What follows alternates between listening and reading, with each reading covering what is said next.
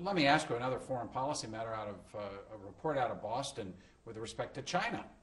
And apparently some tape of Mitt Romney discussing what can only be described as a sweatshop condition for young women in China.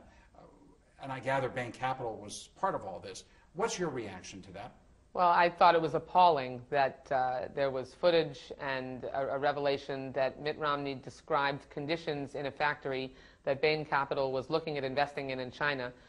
Deplorable conditions with young girls employed for a pittance, in his words, with as factory workers, crammed together. And instead of taking a step back and saying, we need to make sure that we clean things up at this factory, they invested in it anyway.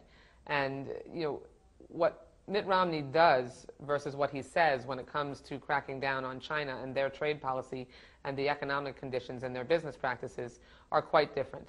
Unlike President Obama, who said, you know what, we have China dumping steel in the United States, and that's a huge problem, and he slapped a tariff on those products, and now we have a resurgence in the steel manufacturing industry, and we're building plants and creating steel jobs. So Barack Obama talks the talk and walks the walk when it comes to making sure that we have an aggressive policy when it comes to trade and economic policy towards China.